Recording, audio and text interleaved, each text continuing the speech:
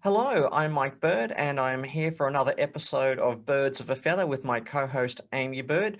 But we're also here with a wider cohort of people. We've got some great, amazing authors here in the form of Beth Allison Barr and Kristin Du Mez. And I'm also joined by my good friend and epic podcaster, Devi Abraham.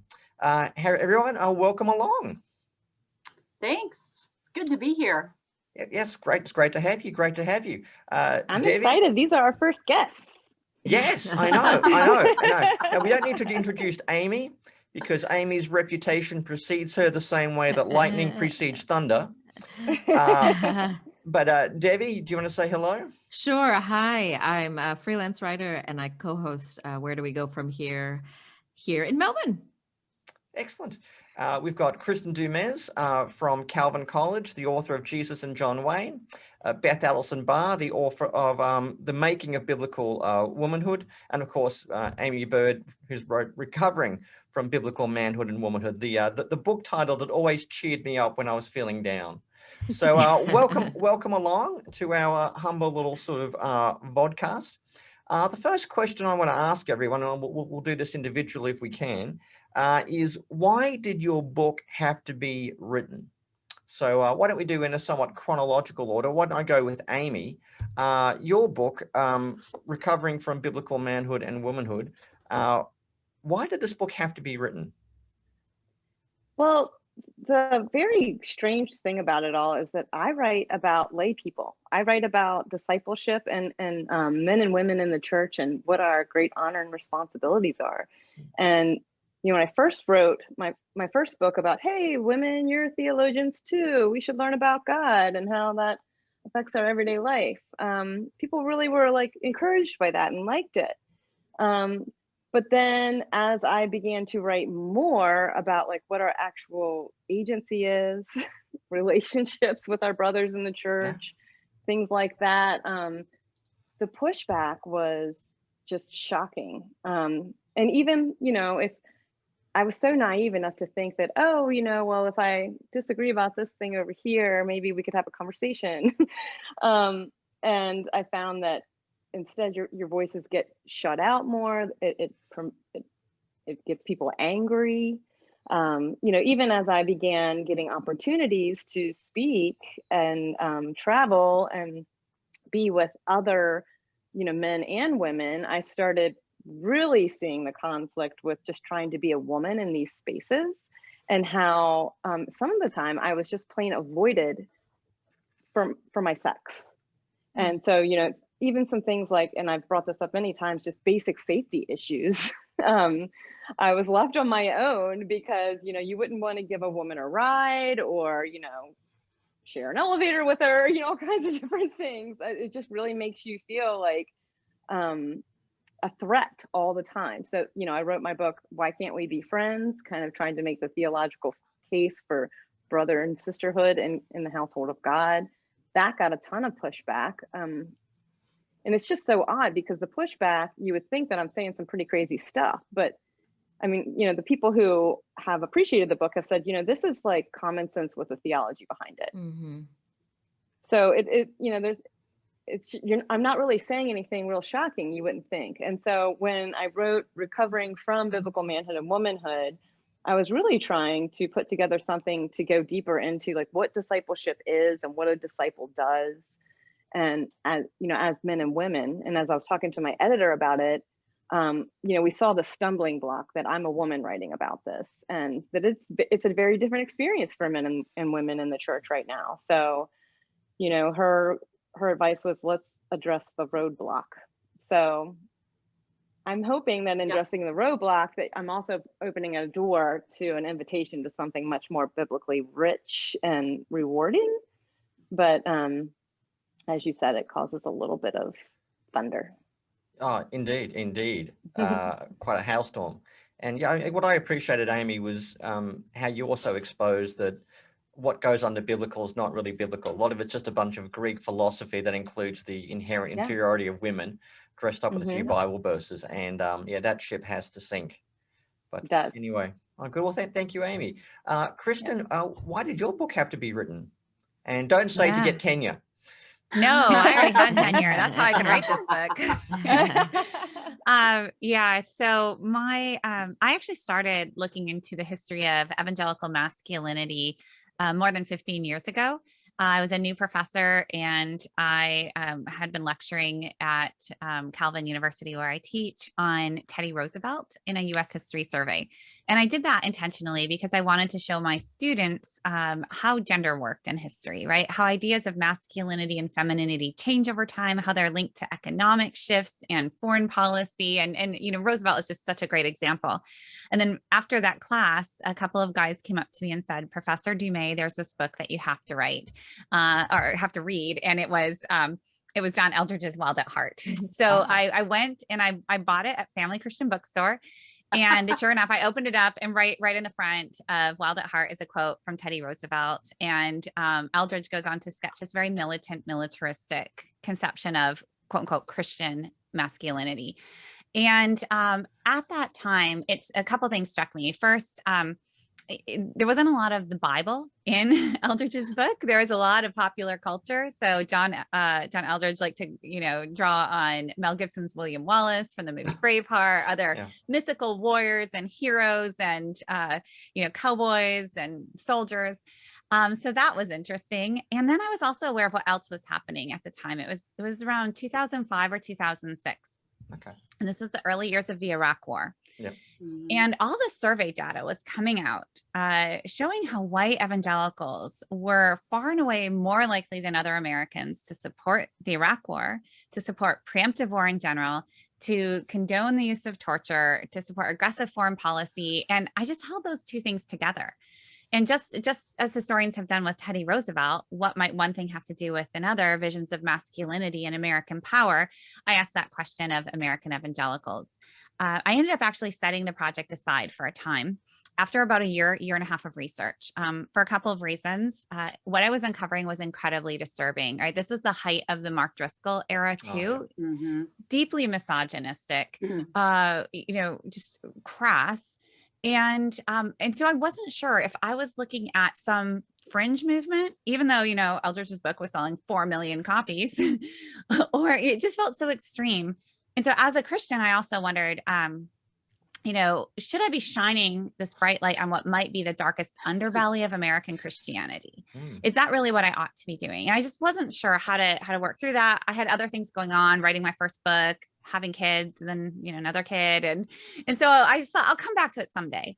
And then it was in the fall of 2016, actually, in the wake of the release of the Access Hollywood tape. I realized that one thing, I hadn't stopped paying attention to many of the men who were promoting this militant masculinity. And over the next decade, I saw like one after another become implicated in scandal, abuse of power, sexual abuse. So that was in the back of my mind. And then in the wake of Access Hollywood, it clicked. I thought, we have seen this before. We've seen this so many times before. Evangelicals supporting abusive leaders, and the rhetoric I was hearing around evangelical support for Trump. At that time, he's our ultimate fighting champion. He's the warrior who's going to lead the charge, protect Christianity. It was so similar to what I had been reading in this literature. And so that's when, fall of 2016, I knew I needed to write this book. Okay, wow, that's amazing. So very much prompted, or begun earlier, but prompted by political offense that this needs to be done. Well, good. Well, thank you very much for doing it. Yeah, yes. Beth, what's the origin story of your volume? Yeah, well, mine was born in the moment that the church and what I knew as an academic clashed together. And I realized that what the church didn't know about women's history was hurting women in the church, as well as hurting the gospel of Christ.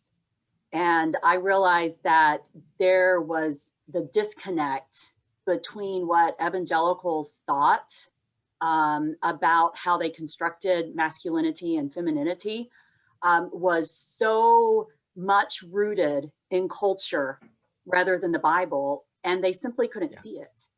And so my world kind of too, it was 2016. I never really intended to write this book. I'm a very happy medieval historian. very few people read medieval research. So, you know, I was really happy doing hide that. in your corner. Yeah, I was really happy. And so it was really just a moment, I mean, almost a moment of desperation where suddenly I was like, people have to know. People have to know where this comes from. And this doesn't come from God, it comes from patriarchy. And historians have been screaming this for years. And we can trace it out. We can trace it out from the ancient world all the way up. And we can completely unpack the claim of modern complementarianism, modern biblical womanhood, that claims that this is something that has been rooted in time for forever. And it's like, no, it hasn't, because it changes. It changes as history changes. It is something constructed by the world around us. And we just morph onto it, our, you know, conceptions of gender. And then we add the Bible into it. And so the Bible is actually the last piece added. And it's just, you know, and so I had this moment in 2016 where my husband had been fired in this sort of brutal way. And then that also coincided with Donald Trump getting elected. And I still, you know, I start the book off really at the moment where I was like, something has to be done, that I can't, that the, you know, the Christian world has to know. And so so I started writing blog posts, and that got the attention of, you know, of an editor. So. Terrific, terrific. Well, look, I've benefited from all the books. I mean, my own story is I grew up with somewhat difficult relationship with my mother for things. I then joined the army, which was like, you know, in my 17-year-old being immersed in a sea of misogyny. Aimee's read a little bit of what I've written on this, and then becoming a Christian. And then I kind of was sort of into like the Promise Keepers and Desiring God kind of environment. So when you're kind of like between the ages of 17 and 25, that's kind of what you're learning. And it takes other events in your life for me to kind of get to grow out of that and discover a different way of being a Christian, being male. At this point, I'll hand over to Devi. Yeah, I think your books have all been received in a particular cultural moment, not just kind of received on their own, but in a moment. I'm curious, I'd love to hear you speak to that, how it's been received in the moment as well. Kristin, maybe let's start with you. Sure. Yeah. So, you know, as I was writing this, it always felt like an urgent book, and I was put on a pretty, you know, tight deadline, and it was intense. And then after you finish a book, at least with my publisher, there's an almost 12-month wait, right? While it's in production and you're waiting and you're watching what's happening. And so during that time, we watched the impeachment, we watched the arrival of COVID and Black Lives Matter, right? The murder of George Floyd and all this stuff happening, and just wondering, you know, where is this book going to land? Is Trump still going to be president? What's the context? So there was a lot of questions. And then, yeah, we didn't see the whole pandemic thing coming either. But it released just weeks after the killing of George Floyd, when we were really seeing, and once again, you know, white evangelical support for Donald Trump stand so firm. We were seeing white evangelical resistance to, you know, public health measures already at that point. We were seeing like all of this stuff that really just continued to surface white evangelicals as real outliers. And so it ended up coming into that specific moment and pre-election, pre-2020, and really, I think nationally, it addressed the question that many people have been asking, which is, again, this: how could white evangelicals, quote unquote, betray their values? And the thesis of John Wayne is this is not a betrayal. If you're asking that question, you don't really understand what the core values are, right? You have to put white patriarchal authority at the center of family values, and then it all makes sense, right? And that's really a theme here. So I think it spoke to that national question, and then it ended up kind of explaining future events, right? The persistence of evangelical support, persistence of opposition to COVID measures, and then the January 6th events. And so there have just been several moments where it really is in the national conversation. What's most interesting to me, though, is its reception among evangelicals. themselves. And we did not anticipate how enthusiastically this book was going to be embraced by conservative white evangelicals. Not all of them love it, to be clear, but way more than we ever anticipated. The book kind of started slow in those circles, right? The subtitle's a little jarring. And, I think there was a question of, is this for us? Can we trust this? And then it started spreading through the grassroots, through social media, through church groups, adult Sunday schools, friends, family members. And it really hasn't slowed down. It's been out almost a year now, and the response has been just absolutely overwhelming. So, I mean, it's in its 5th printing, and we're excited to release the paperback in less than a month now. And it's just I've received, I think, well over 1,000 letters now, messages and letters from readers, most of whom are evangelicals, saying, this is the story of my life. And thank you. Thank you for helping me to see. So yes, it hit the right, I think, political moment. And it also is kind of helping to facilitate conversations that were already happening or needing to happen, this evangelical reckoning in a sense of at least some evangelicals saying, is this who we are? Is this what I believe?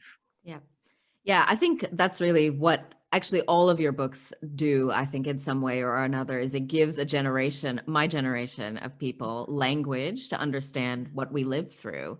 Right. Aimee, I think your book hit a particular moment as well in the church. What would you say that was, and how was it received? Well, I had a part in the Trinity debate of 2016, which kind of erupted on my blog. And that was after, and I do want to really quick put a plug in for Rachel Miller, because I mean, she had been writing for years before me on ESS, on the eternal subordination of the Son. She had been challenging a lot of this biblical manhood and womanhood stuff herself and its Greek roots. And I think that there, for a time, it was just easy to ignore. It was easy for the big names and, the conferences to keep going on and let's just ignore this woman. But as more stories were surfacing of abuse in the church, and because I had written several books before this one, this is my 5th, I've had opportunities to go speak in a lot of different churches, and I'm hearing the same stories over and over and over again from women who are not invested in, who don't want to, be some kind of troublemaker, but how can, I talked to my church leadership about, investing in the women, and the resources were really bad and full of error or just really fluffy. And then they get dismissed when they either get dismissed, which was usually what the case was, or, they would be looked at as a threat. And I just kept hearing that story over and over. And then I, got to know, my different opportunities of speaking. I somehow was able to enter the academic world, even though I'm not an academic. But then also, I'm very more comfortable, with my own people. So I just felt like a bridge in some ways, maybe. So I could see a lot. And then not everything that I had to say was welcome, but I think what it came at a time when there's just so much abuse being surfaced. And more and more women are getting platforms to speak online. Like, women's voices have been shut out for so long.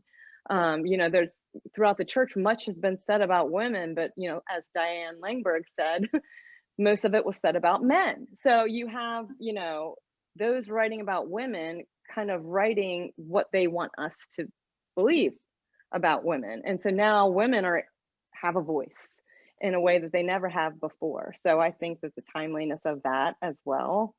And then I do believe that the title of my book has really proved itself. My book has been out for a year now. Just the way that it's been received, I think, has really proven how badly we need to recover. And I've just personally been through so much in my own denomination for what I wrote. And so, I've been involved in ecclesial trials and things like this. And it's been on a personal level, in my local church, but then also in several different presbyteries, things are going on now. So, and interestingly, like what I've written probably is more in line with better report on women in the church from like the 1980s than, you know, the people who are accusing me. So it's very interesting.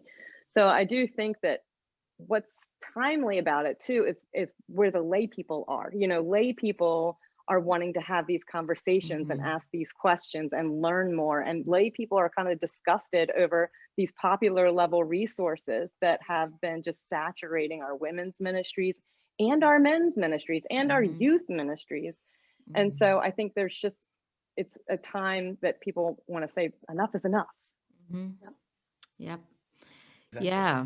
Now, Beth, your book is just out. And it's also it's kind of hitting a particular moment as well. And what would you say what would you say to that moment and to how it's been received? I think it's riding on the wave of Kristin and Aimee's books and other books like Jamar Tisby's. And, you know, it's hitting at a time where people realize that there's a significant problem and that the evangelicals are trying to figure out what that problem is. And so they're willing and able, you know, and ready to be reading. And so I think part of the cultural moment that my book is hitting is because of books like Kristin and Aimee's that came before me. I do have to say something funny about Aimee's book is that recovering from biblical manhood and womanhood, now it's really hard for me to remember that the original book is Recovering Biblical Manhood and Womanhood. So more than one podcast, I've said the wrong name on. I said Recovering Oh, that's hilarious. Which is really funny. And I'm like, you know, let's just let that one stick because I think that's a better. Anyway, so that's funny. But I really do. I think the Kristin and Aimee's books both helped prepare the way for the making of biblical womanhood. And it helped people, I think, maybe be more receptive. I mean, one of the problems with a book like mine to an evangelical audience is that evangelicals don't really like to talk about patriarchy. They don't really like to talk. I mean, they've seen this in some ways, it's been associated with other systems like Marxism, and, you know, they don't really want to talk about systemic problems. But we are living in a world where evangelicals are now face to face with the systemic problems that affect race, that affect women within our churches. And so they're more willing. So I think I hit a much more receptive audience, which I think, you know, really is helping. And I've been overwhelmed by how the book is doing. I mean, from the very beginning, it's done very well. And we're in the third printing right now, which is just really crazy and scary when you think about it. Like Kristin, I'm getting flooded with evangelical women sending me, and you know, a lot of it is similar, and a lot of them actually start off with, I read Jesus and John Wayne, and now, you know, and so I mean, and they're saying this was my life and I was always afraid to speak out. And so I mean, it's just hitting really a nerve with some of the stories I get are really, really sad.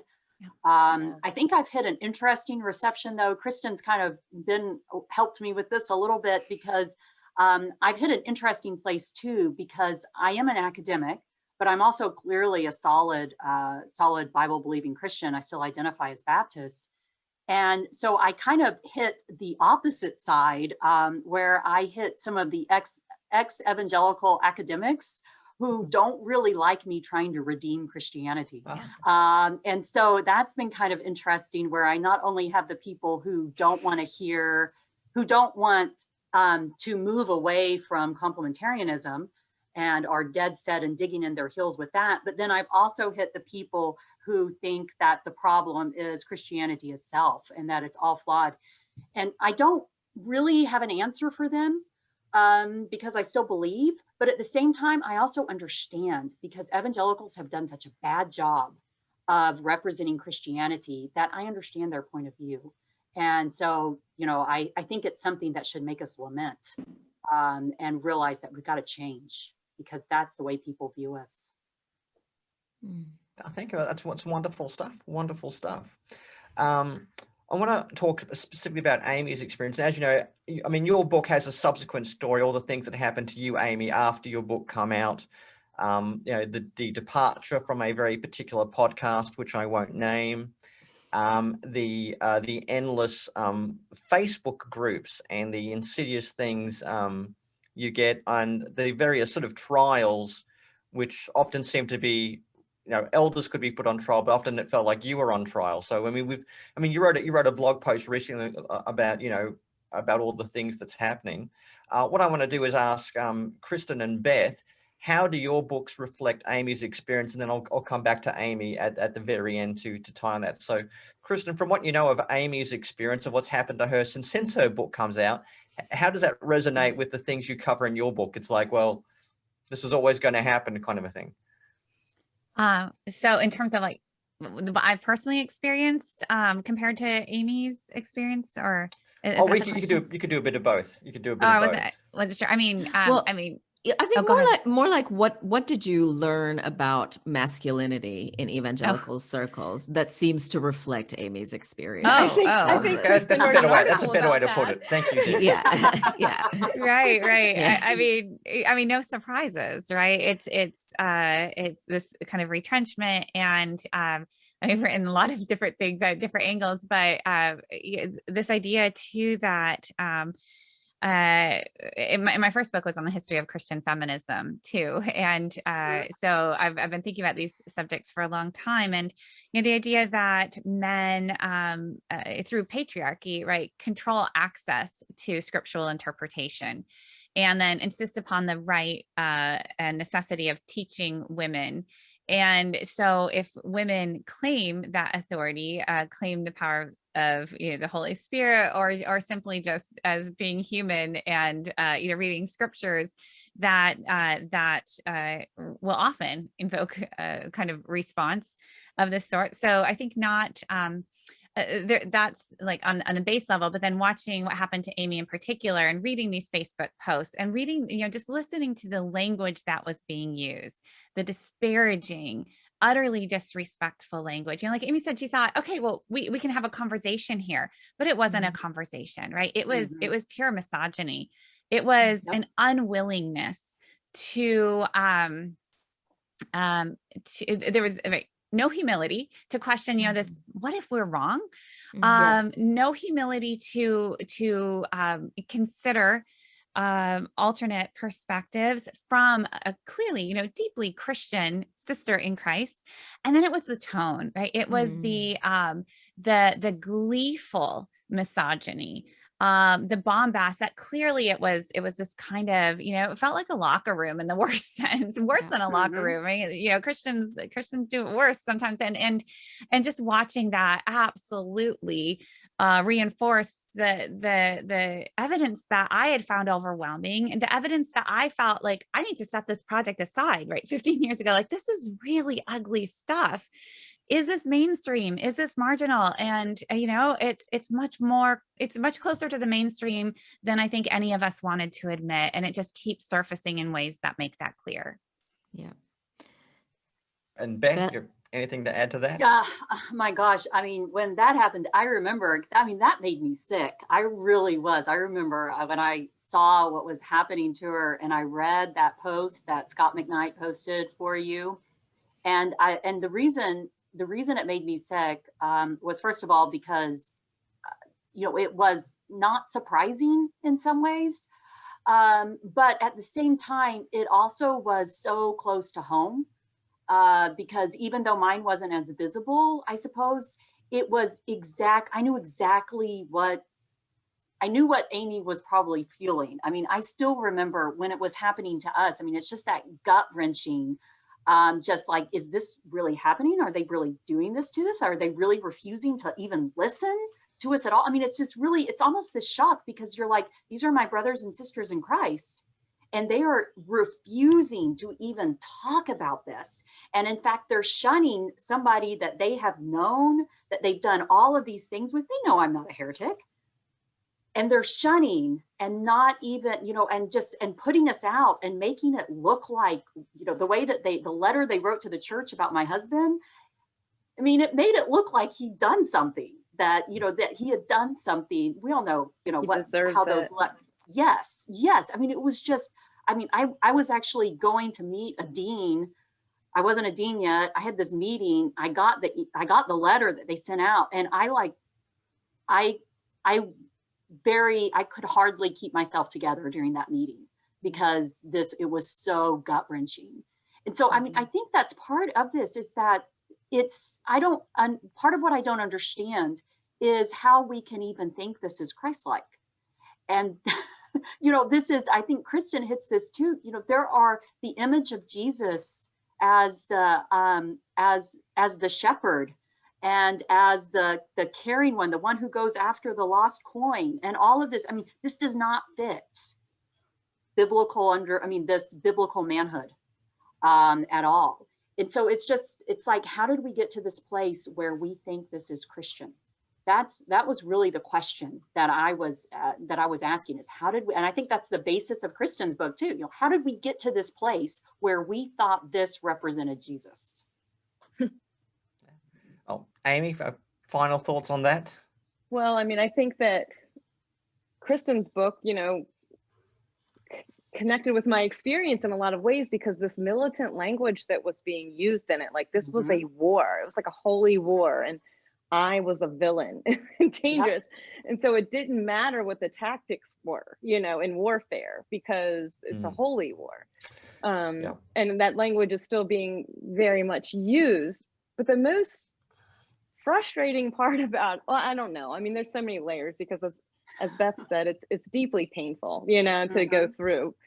Mainly because we're not talking just jerks on the internet. We're talking officers in my denomination and other Reformed denominations, but who aren't being held accountable. But I think that really frustrating part of it too is, you put this time into your research. You're wanting to write about something I wanted to write about something beautiful too. I had to do this critique to peel away the yellow wallpaper, to reveal a much more beautiful picture of discipleship in the church. And yet it is so hard to get to that conversation. The conversation is about whether or not I'm dangerous, whether I'm writing in the bounds of my confessions, whether or not I'm an egalitarian, like these are the big things that everyone wants to talk about. And it puts you in like victim defense mode. And I hate that. And it's like, there's the fighter in me that says, like, look, this isn't right. And, so many women have written to me saying, what's unfolding in your own life is so representative of what I went through, just what Beth is saying. And it's actually healing for them to see someone facing it publicly. But then it just smokes them all out, right? And you get shocked on every level of trying to hold people accountable and deal with it. And even trying to use the blessed process in doing that. So there's so many different stories going and layers to this going on now. And I mean, I think Kristin and Beth have just done so good at getting to the history of all of this. And I've kind of tackled a little bit more of the theology. And I think for all three of us, there's personal story involved. I'm 45. I started my marriage with recovering biblical manhood and womanhood, and in its earlier days, and, found out that, okay, those things that I thought were weird before are really wrong. So it is just very interesting to see. And, Mike, we talked about this on the Two Cities podcast. And when you're talking about actual abuse, to have male advocacy is so important. I mean, to have a man join his voice and say, this is wrong. I mean, I think that the sisters have kind of been doing it for themselves for a while here. And, I think we have had to take hits in different ways for doing that. Yeah.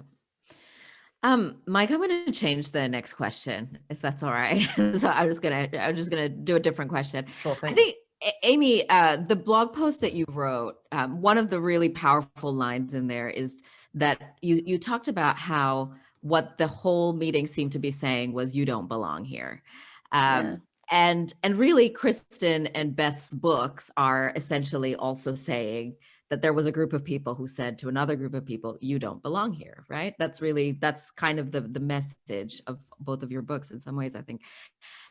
And I think I'd love to hear all three of you reflect on that question, kind of moving forward. How has evangelicalism,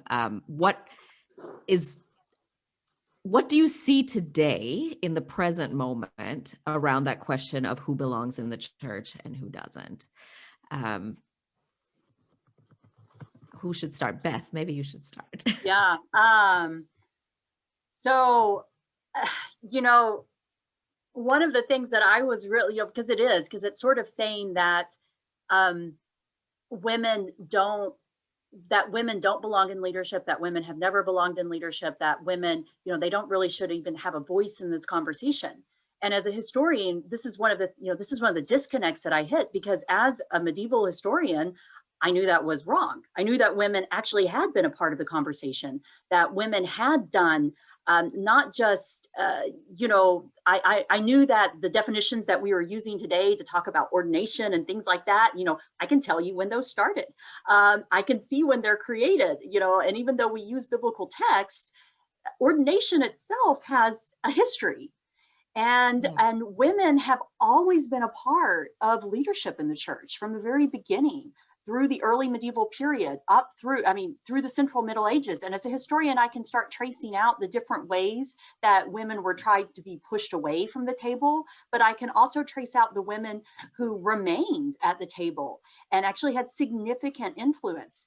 And so one of the disconnects that I have is like, the reason that we don't think women belong to this conversation is because we are telling a wrong history. And we can actually look at textbooks that are being used in seminaries today. We can read the books. Just go read the church history books. I mean, we've all done this, that are being used in our Sunday school classes and stuff.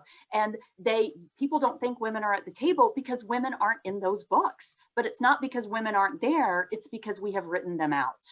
And so that was really what I was like, it's not revising history in the sense that you're changing what really happened. It's actually correcting, getting a more full, women were a part of this too. And we've got to pull them back into the narrative. And we have to understand how the things that we practice in the church today have a history. And even though we can root a lot of them in the Bible, we can also trace their evolution over time and see how women began to be pushed out of some of these more leadership roles.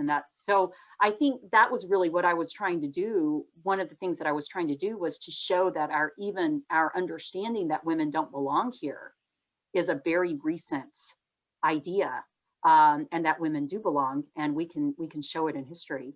So. Yeah. What do you think, Kristin? Yeah, similar to what Beth said, to start, I think that, my first book was on the history of Christian feminism, looking at one kind of forgotten figure, Catherine Bushnell, and who wrote a remarkable feminist theology and was a internationally known anti-trafficking activist in the late 19th century. And I wrote a book on her, and discovering her, uncovering her story really did change my life, her theology, her example. It was like, how could this have been left out? How could I have not have known this? And so I wrote the book, hoping to bring her to the world. And it was with, Academic Press, Oxford, and it was well reviewed and pretty much did nothing to change the field, to disrupt narratives, right? Like that's how women's history has worked. Like we recover the stories, and then the response is kind of, well, that's great for people who are into that kind of thing, right? And so this book, when I say, okay, now let me look at the history of Christian patriarchy, right? And let me put gender and power at the center of our understanding of American evangelicalism. And I was able to do that because I knew this other history, right? Kind of like what Beth said, because I knew that there is a long history of Orthodox Christian women and men who have taken the Bible very seriously, who have identified as fundamentalists, who uphold the authority of the scriptures, women like Catherine Bushnell, who read those scriptures and say, actually, patriarchy is a rebellion against God's will. And they go to the scriptures and they demonstrate it. And if you know that, you don't have to say they're right or they're wrong. You can, but you can also, just knowing that there are different options available. That means that patriarchy demands explanation. Why in this moment of time did these Christians choose this interpretation of the scriptures? And I think that a lot of historians who have written about the history of evangelicalism before happen to be evangelicals themselves, often are men, very often, and often kind of take for granted that patriarchy is biblical, that this is, so there's nothing that has to be explained. That's just outside of history. That's just truth. So then they'll explain other things. But if you come to this history with at least the question, right, that actually there are lots of ways to be biblical. So what is historical here? What is happening in this moment? What are the power dynamics like, right? It turns it into a historical question. And that's really what I've done in Jesus and John Wayne. And I think that has kind of shaken things up, not just in terms of popular reception, but also very much in scholarly circles who for a long time had kind of taken evangelicals at their own word and let evangelicals write their own narratives, which often were kind of whitewashed histories of the movement. And inaccurate ones. Yeah, literally whitewashed. Literally. Yeah. Aimee, that question of you don't belong here. You wrote it and you lived it. I'm not sure what to ask you on that because I think it felt so personal. It is so personal. Well, it is. I mean, that personal at that moment, being in a presbytery meeting where, all are welcome and to be talked about like I'm not even in the room in such dismissive ways that we're out of order when they're talking about, order and process. It was also surreal, but the difference too, I'm thinking of my perspective of writing as a non-academic and as a lay person about lay people. What I've come to find is that there's only certain spaces that women are welcome in as disciples even. And so this isn't even like, complementarianism. It's all kind of a veneer because it isn't only about who can be ordained. It is about who even has a voice at all. Women don't belong in basic discipleships. And again, I think I want to go back to Diane Langberg because she talks about this so well. It's just like our basic elements of personhood. And it's like voice, relationship, and power. Like we need all three of those, or you could say agency instead of power. Right. But we need all three of those like to function as people. And so our very personhood is being taken from us. And that's terrifying. And then you think of like the basic needs that people have and how the gospel really reaches that need is that we do want to belong more than anything else. And it's not, belong to a cult or, something abusive or, there's so many things that we could sign up to belong in that are wrong and abusive and terrible. But, belonging, freedom has to go with belonging. Like those things have to go. So it's not like, oh, okay, I'm a victim, I've been oppressed, so now I need to take your place, and I need to be the one with the power over you. That's not right either. Like there has to be freedom and belonging, and that freedom is to truly love, to truly serve, to truly give of ourselves. And I think that is something that Pope John Paul II has written so well about, is just the gift of personhood and the gift of sexual difference. And so when women are trying to contribute theologically, intellectually, with our imaginations, creatively in the church, and we're being told like, you can't speak, that's totally saying this message, not only that you don't belong, but it's like, you're not a gift. You're to be managed, you're a threat, you're something that we have to take care of kind of thing. And so it really dehumanizes us. Yeah. Well, I'd like to return to a change to a different question. And I know you've had like a lot of women who have written to you and said that they resonate with what you've said. It's like you're sharing their experience. You've got an insight into their story. Well, I would change tack and ask, what would men get from reading your books? How does this book benefit men? From reading it. So why don't I kick off first? How about we go back to Kristin? How do men realize what do they benefit from reading your book? Yeah, I probably have more male readers than female readers, to be honest. So, I mean, it's a book about masculinity. It's kind of a bold look, Jesus and John Wayne, and it's a it's a pretty dense history. So I don't know, I guess, man up and read the book kind of thing. But no, I get a lot, the majority of letters, probably 60-40 are from men, maybe even more so. So a lot of men get in this book on masculinity, self-understanding, it's actually really liberating, because it turns out, if we just talk about power dynamics and patriarchy and so on, sometimes we can miss the fact that this is not good for men either. Right? Mm-hmm. It's not good for men in terms of Christianity, in terms of living out their faith, but it's just kind of emotionally not good. So many men in evangelical spaces have been discipled into this understanding that this is what it looks like to be a man. You got to rock climbing on the weekends. If you would rather go to a museum, sorry, out of luck, something's wrong with you. You aren't a good Christian. You aren't a real man. I've heard, actually, when I was still interviewing men as I was writing this book, one really poignant response was from a man with a disability saying, there was never a place for me in evangelicalism.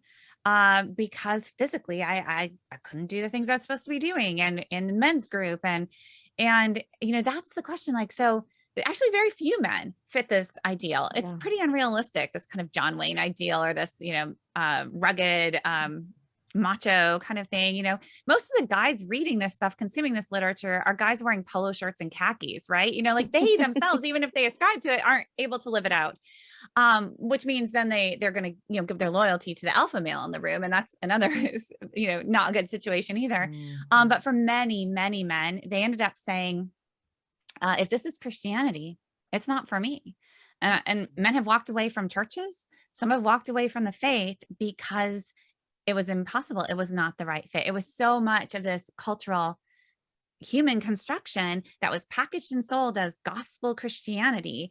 And if that isn't fit, it doesn't fit, and it doesn't for the vast majority of men, what do they have left? So I've actually heard from a number of men who have said, I tried to make myself fit. I didn't. I couldn't.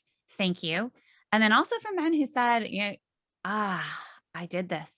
I see. I was part of this. I ate this stuff up. I perpetuated this. And now they're seeing the damage that it's done to women, and really to the witness of the church. And Beth? Yeah, I think, I've heard from more women. I certainly have. And that's not surprising at all, given my book. But I have heard from men. And the men that I've heard from are mostly sort of what Kristin just said. They are men who are like, I realize I was part of this, and I realize what I have done. And some of them, even one of them was sort of a confessional about what he, his marriage, that what he did and the way he treated his wife. And so I've heard a lot of that, which has been very encouraging. I've also heard from a lot of pastors. That's probably the largest male group that I've heard from, are pastors. Who realize that they have been complicit in keeping women out of leadership spaces and silencing women's voices in their churches. And that's been really encouraging to hear that, because they were taught this. This is what they learned in seminary. And this is what, they didn't question it. And this is the first time that they're like, now they're in a moment where they're questioning it. And so they're like, this is where it came from. And so I've gotten a lot of thank yous from pastors saying, thank you for helping me understand where this came from. And so that, I don't know, some of them, I've had a couple who've told me that it has changed their mind. I've had a lot who just said, I'm struggling with this. Yeah, one of them did it on Twitter. It's like, this was the final piece. But most of them are just like, I'm grappling with this. And I just want you to know, I just really am thankful that this opened me to think this way. So. Well, yeah, thanks, Beth. Well, Aimee, we know partly of the reception among certain men of yours. That's not the reception I've gotten from all men. I mean, you've got some fans. You've got some fans. Yeah. Well, I don't know if fans is the right word, but I've gotten a lot of feedback from men, because I mean, this whole movement, biblical manhood and womanhood, it reduces both man and woman. And, this manhood caricature is just as damaging for men as the woman one is for her. And he's in this very small space. And obviously, like Kristin said, most men, aren't that caricature anyway. And so then they're supposed to feel less manly, but also it makes them not be able to relate well with women. And so they're in such small, closed spaces. And if the only way that they can relate with women is to be in authority over them, well, I mean, they're so stunted in the way that they think about humanity, the way that they think about relationship. And there's just nothing dynamic about it. And that's really sad because, God's design for man and woman is to be fruitful and dynamic and, to be moving us forward. So to be stuck in this is harmful for both men and women. So, and I think one difference between my writing, you guys have like the academics that you have to deal with, in the critique, and I get critique from both ends on that. But being in a church that is quote unquote complementarian, if you want to call it that, so I've gotten, I'm offering critique in my own circles, I guess you could say, which is a little harder. Yeah. But, I've gotten, I think, very thoughtful critique as well from pastors in my denomination and other Reformed denominations saying, I don't agree with everything that you say in there. And I hate it when people before they say something nice about me, they'll say, well, I don't agree with everything that she says. It has to be a qualifier. Like, who says that all the time about who agrees with everything everybody says? But I appreciate the ones who tell me, here's where I'm, having pushback, or here's where I am maybe struggling of where I stand on these issues, or asking me questions to further elaborate there. I appreciate it when people actually come to me with thoughtful critique, but then also, show me like where they've learned. And hey, that's a huge step in complementarianism, to have men reading from women and saying they've learned something, to humble themselves, because the whole metaphor that I use in the book of the yellow wallpaper, like, who wants to have all that? Who wants to be blind to what the Bible's saying? Who wants to be blind to what's right there in front of your face? Yeah, good. I think we've got time for about one more question, I reckon. What do you think, Devi? Sure. Why don't we end with what would be, if you could pick one thing in the kind of broader evangelical culture that needs to change tomorrow with your magic wand, what would that one thing be? Beth, maybe let's start with you. I would like women to be able to teach Sunday school. Seriously, I think I've also, Scott McKnight makes a really good point in in a church called Tove, he and Laura, and they say, in order for women to be accepted in sort of leadership roles, we've got to put them in leadership roles. And we've got to see, lots of men have had this story that their minds actually weren't changed by what they read. Their minds were changed by hearing women and hearing women teach, and realizing that they could be edified and that they could grow spiritually from hearing a woman.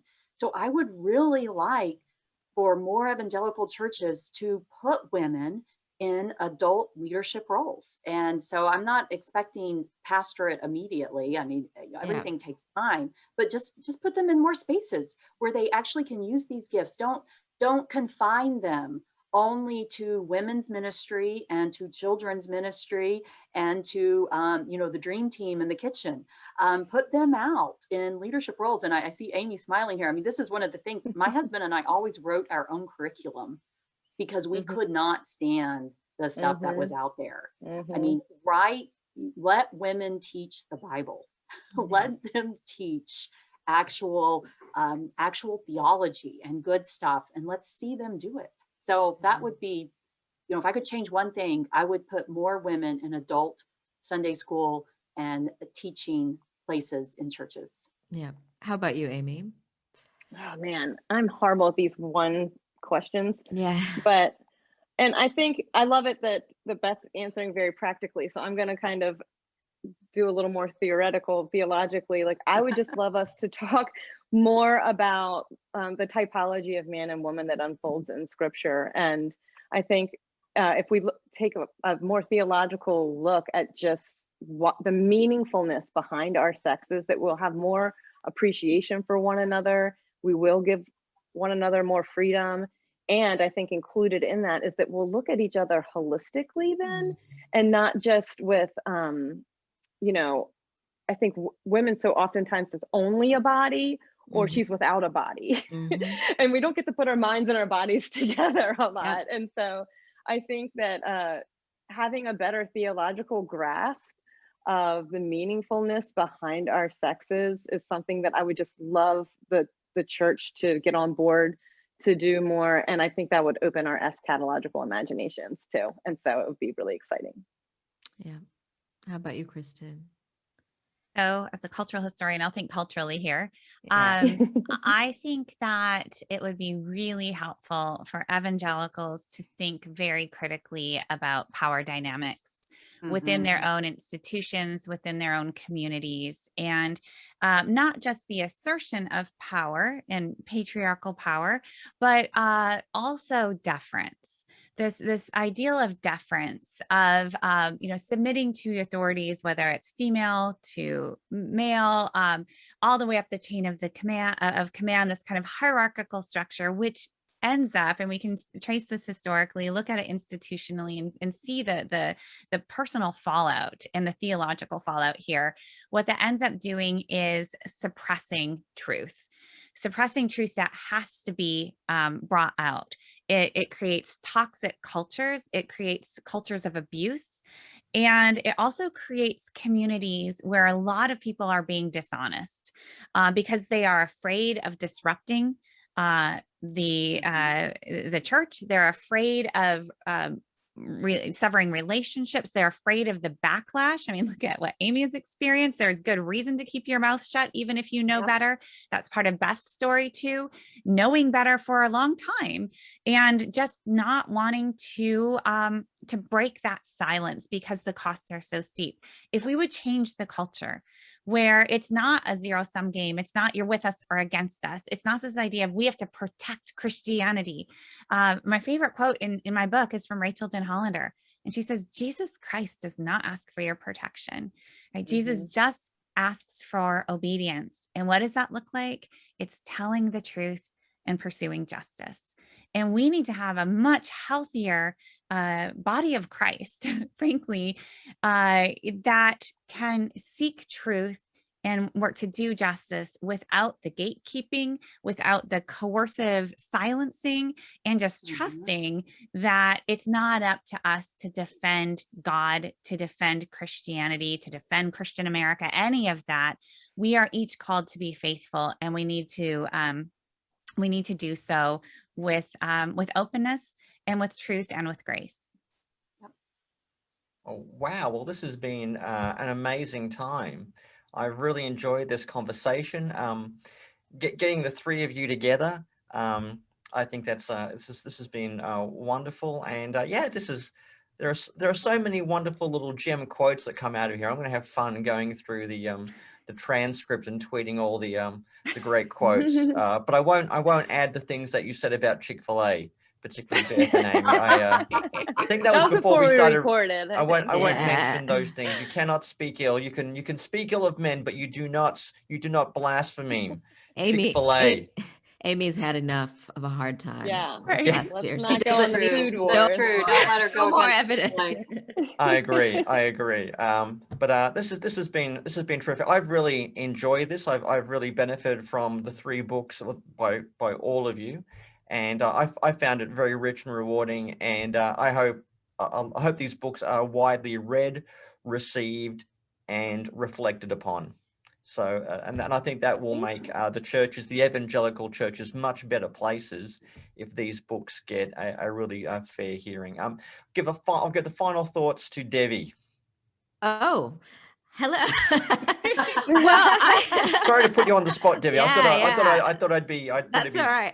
Before Devi gives the final thought, I do have one thing I have to say really fast, and that is I wore this shirt in honor of Talking with Beth and Kristin. Good pose.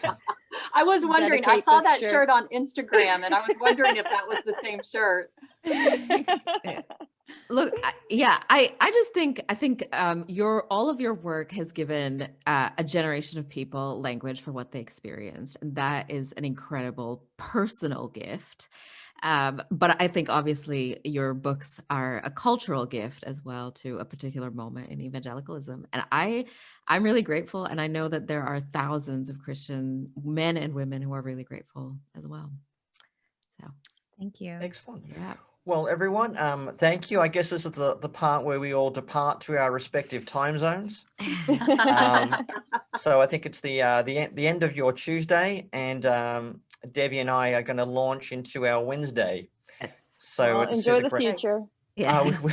We will do. We will do. So nice to meet you. Thank you so much Yeah. for Nice. this. Yeah, thank you. Yeah. This was great. Bye. Great talking to all you guys.